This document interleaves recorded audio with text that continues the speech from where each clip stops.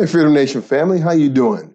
This is your brother Farouk Hunter. As always, I start out with just a greeting of Uhuru, Salam Alaikum, and whatever fits your boat. Good morning, Grand Rising. We just finished an amazing trip. We just sent the last Freedom Citizen home from Kazakhstan. It was absolutely awesome. We're going to release a video about it later, and you can see all the different parts.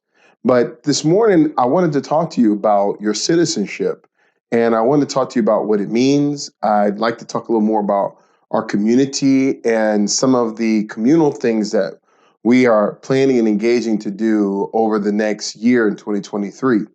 We're always talking about Freedom Village in Freedom Village, Georgia, and we're always talking about actually moving to the Freedom Village and building your home. And this is the absolute idea. This is the biggest part of what we're doing. This is the thing that we want to do the most. But it's dawned on me, and it should have dawned on you too, as we engage each other through the Freedom Village experiences, as we engage each other through our collective events that we have, like here in Kazakhstan, and even when we engage each other online in our committees, we start to build the most significant and important part of everything that we're doing. And that's community, like the real solid sense of community. And that's what's important. Community is the core of what we're trying to develop. When we talk about having a space of self-determination, it's not about just running off by yourself. Anybody can do that. You can find a piece of land anywhere in the United States, and you can buy it, and you can just do the best that you can to go out there and move on your own. But if you're a part of Freedom Nation, you're doing it because you want to do this with a community of people that you can build peace and prosperity with, to have a life of well-being, a very good life. And that's something that is eluding us in certain parts of our life. We work, we go home, but we don't always feel inclusive in the communities we're in. We don't always have the ability to gel with people at the level we want to on a consistent basis. Sometimes our friends and our family live very far away, and we're just missing that deep sense of community. So I want to talk to you more about how we enhance our community and how we live more as a community. So I've given this a lot of thought, and one of the things that we've thought about is how we structure our communities and how our community has to be structured around size. Now, typically, your community can get too big, which means that things happen on one side of the community and other people don't really, they're not really involved in it. So you can say, like, I have 100 people in the room, and you can, even if it's a concert, even if it's an active concert, there's 100 people in the room, everybody's dancing, and the guy says, say, hey. And when you say, hey, you hear people say, hey, hey. And every time he says it, a little more, less people say it. There's like these 10 people, 15 people who constantly say, hey, hey. And there's the rest that just don't say it at all. This is a concept in group dynamics that happens when a group starts to have extremely active people who kind of take the energy and focus, and then the rest of the people are satisfied with being bystanders or watchers in the room. It's not necessarily bad, but it lacks what we're after, which is to have a community of self-determination with people who are involved in their governance and involved in the things that happen with them. We need to increase how our community interacts.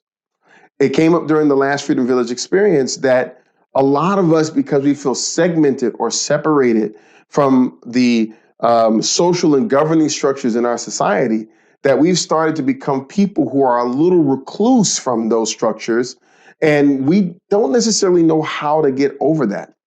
In order to do that, we've come up with what we call 100 touch points.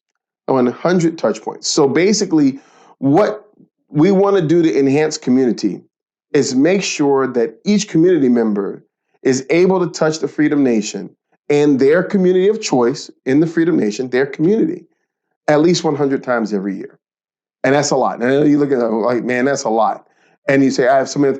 Well, the other things you have to do, this wraps into that. So these things have to be inclusive of your life, become part of your life, become the ideal community. The idea is to pull you out of being a recluse. And you have 52 weeks in the year. So the first 50 are weekly touch bases where we do lives online and just do updates with each other. And those updates are just engaging. We open it up for our Google Meet. We do it live on Facebook, live on YouTube, live on everything else. And we just try to engage each other as much as possible. The topics can vary. Typically, they'll always be about how do we move forward, but it also could be about how to deal with situations that are localized to where you are right now. So if you have a position in San Diego, or if you're in Jersey or Baltimore, just being able to engage and talk about how we can, as a community, support each other, even in those spaces, is important. You're in Minnesota and you need 20, 30 people to show up to an event or to something in order to show some kind of, we want the Freedom Nation to be that community. We want the Freedom Nation to be that actionable set of people that are bonded because they have like ideas of just wanting to be deeply involved and deeply impactful in their own outcomes. So that's number one, 50 touch points there. So number two, what we want to do is also start having more live events. And I mean actual, like on the ground, in your face events. Last year, or I should say earlier this year, we decided that we would have 2 Freedom Village experiences for each village every single year. And the second Freedom Village experience would be a very open, big, large event on the village grounds where people can camp, they can learn various skills, they can really fellowship with each other, bond, and so forth and so on, whether they be citizens or friends of citizens. They would be able to come, or even in some points, enthusiasts that are interested in the Freedom Nation, they would also be able to come to this event. And we agreed to develop a committee around that mega event. So really that kind of deals with 2. Right? So then you say, well, where does all the other 40 interactions come from? Well, the other 40 interactions come from us scaling in 2 ways. First of all, committees.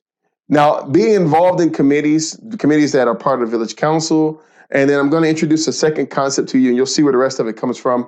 Those are all specialized committees that give you the opportunity not only to be engaged, but also be engaged around a specific topic that's important to you.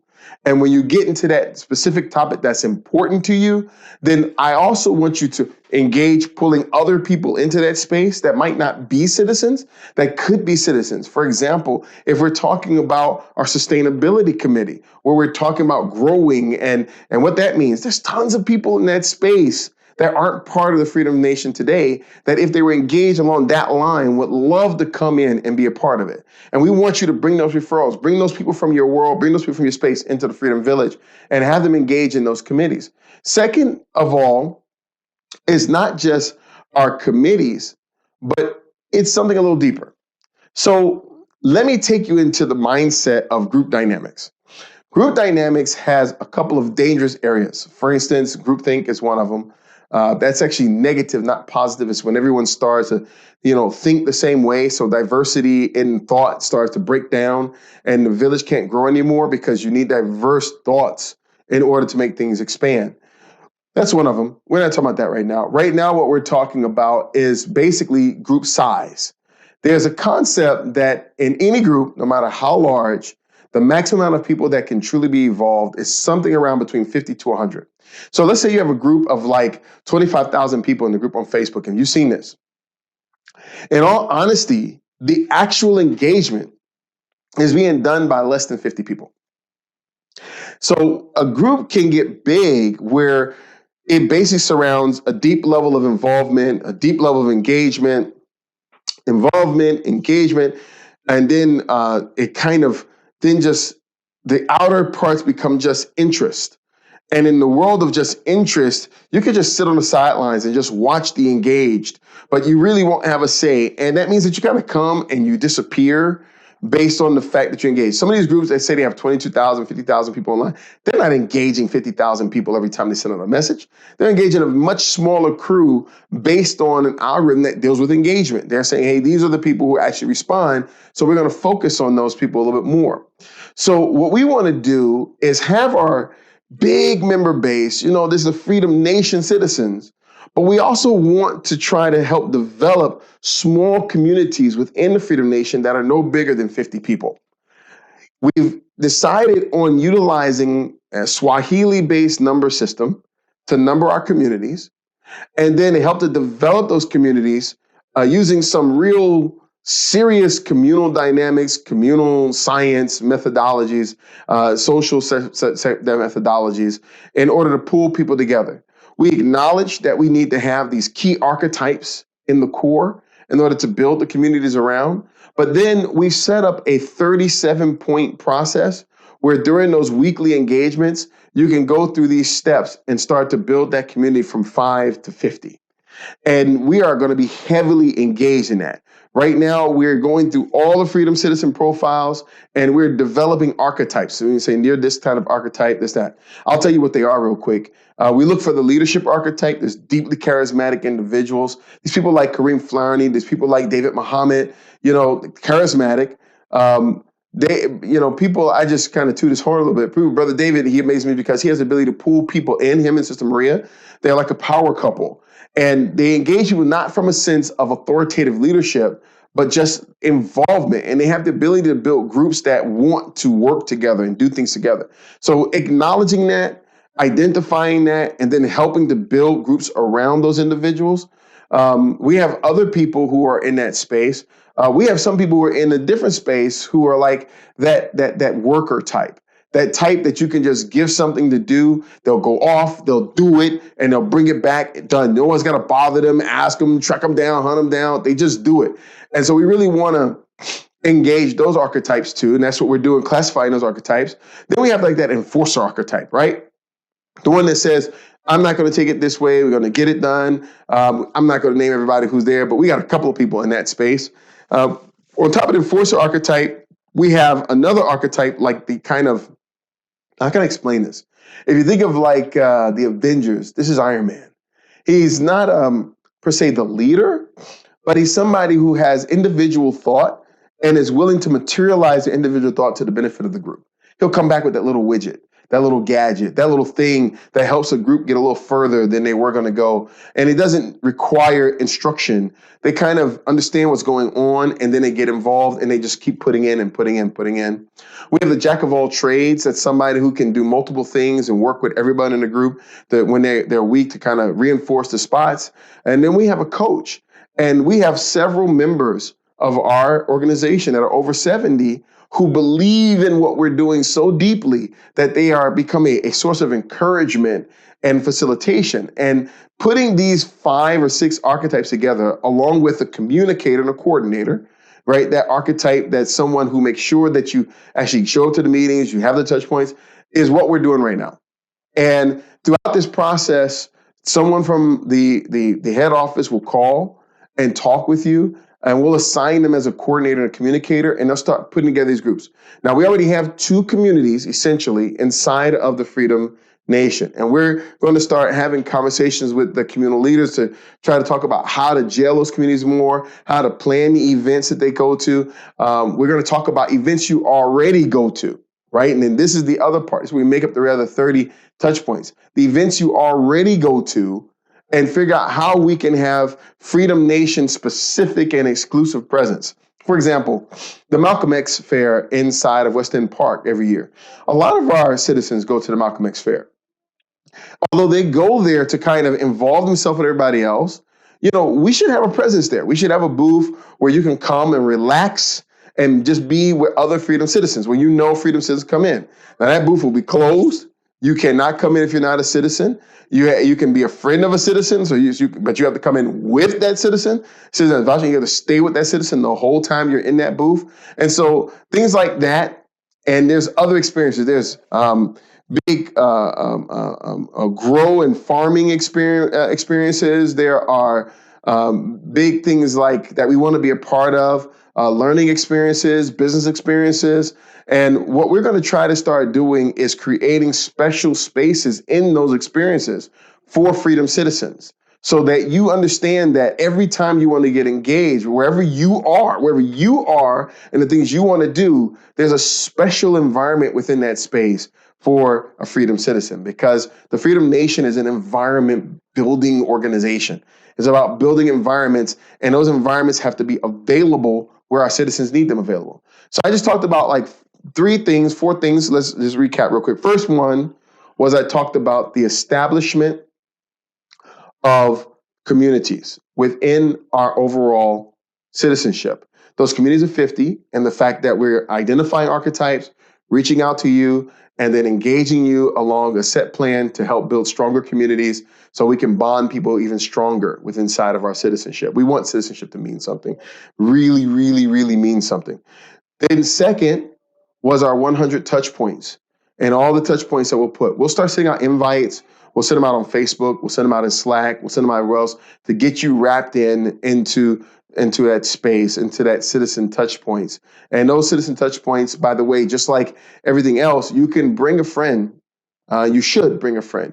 You should invite somebody else to come and engage in that communal event with you. As long as you're there, right, then should be there, and we can build those communal events together. And then last but not least, we talked about being available in more events, physical events, hosting more, and then also setting up private booths in private areas inside of events that resonate with our purpose and our being, where you already are or you already want to go. And we'll be trying to construct something like it most likely will be a big tent or something, and it'll be very specific and exclusive for citizens. So needless to say, this is all about community. Like I said, we always have conversations about building the villages, but this conversation is all about engagement, engagement, engagement. Please remember, engagement is how communities grow. Sister Zigbe said it the most beautiful way. She said, look, when I became engaged in the committee, a special elections committee for the village council, that's when I really felt the community. I felt it. It was there. It was real. It was a part of me, all the different days I was going through. We want to make sure that that's for every citizen. And I can end by saying this. I said it throughout multiple times, but let me say it directly. Make sure you are referring people into this group. This is our community. This is our ideal community. Let me say it again. This is our ideal community. It is what you make it. The people you put in it are there. We're going to work like hell to create the environments like heaven, to create the environments that allow that community to interact, to increase their ties with each other, to live next to each other, to do commerce with each other, so forth and so on. But you have to put the right people in the room. We market, but we market out to several people. You need to also market within your groups and bring in the people that you love, you care about, that you enjoy, that you want to talk to, your friends, your family, into the Freedom Nation. Put their applications in, sponsor them for citizenship, and then get them involved. We're about to have a really great year, and our community is at the center. This year, we kicked off our building projects. I told you about build, build, build, and we're in a build phase for the next 5 years, heavy build phase for the next 5 years. But I also want to kick off that we're in a heavy communal building phase permanently. And it starts really to kick off in a strong way now. All right, this is your brother Farouk Hunter. As always, y'all have my love and my desire for your peace and continued happiness. And this is going to be awesome. So I'm really looking forward to sharing so much with the citizens. And look, I love this group. I love y'all folks. Let's do more.